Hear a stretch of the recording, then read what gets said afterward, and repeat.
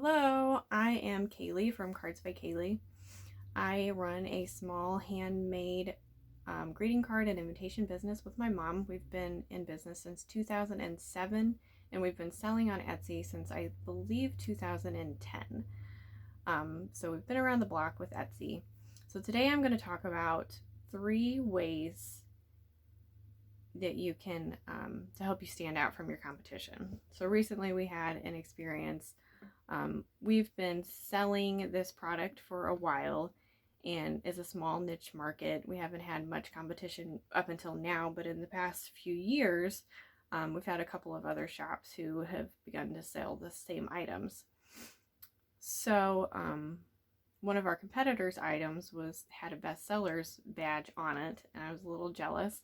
And so I went and I looked at her products and just trying to see why hers were selling and why we were still getting sales, but why ours, weren't as good as hers. I can imagine that her volume was, much better than ours, and she had the bestseller rank. So first thing that I noticed right off was her prices were a lot lower than ours. Up until this point, we have printed everything in-house. So our prices are a little bit higher because, we don't print in large batches. So the only way to get the cost down for that was to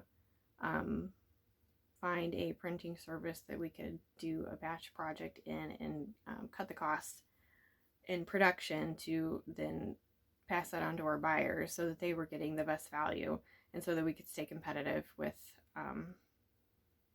her rates, with their rates. Next thing is our photos. They were pretty comparable, nothing super special about hers compared to ours. The other thing with the hers are obviously bought in bulk, and that's why she can offer those low prices as well.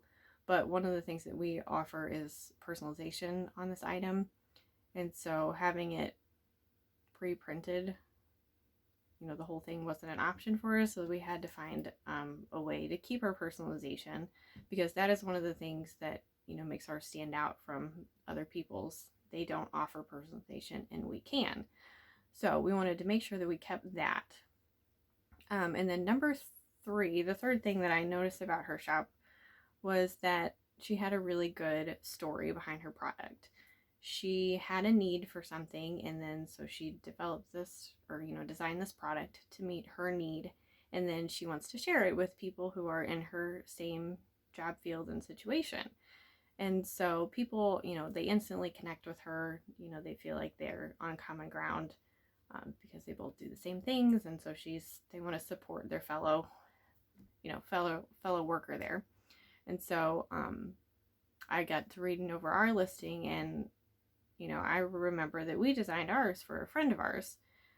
So I made sure that I added that to our listing, told our product story, so that people, they want to know that you're a real person, and that they want, if they have that emotional connection with you, then you're more likely to make a sale or make a friend or a follower or just a fan of your work. So I know that when I shop on Etsy, I do a lot of looking at other Etsy shops and Etsy sellers, and so whenever I see somebody who's a mom of small children, like I immediately connect with them because that's who I am.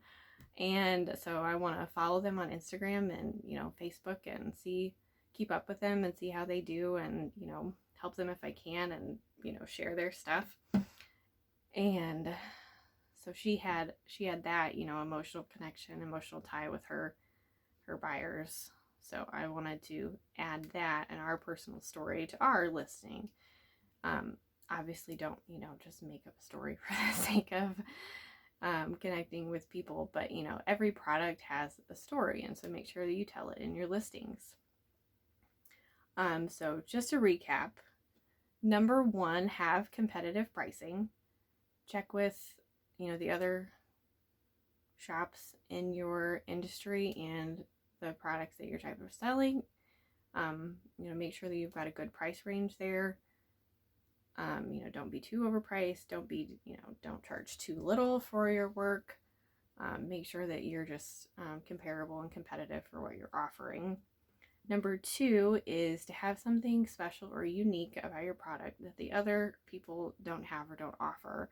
So in our case, it was the personalization. The other shops did not offer that, and so that's one, we've got a leg up on that because we can offer personalization where they don't. And number 3 is to tell your item's story. Make sure that you make sure that you give your item's story. Share it with your guests and your buyers, and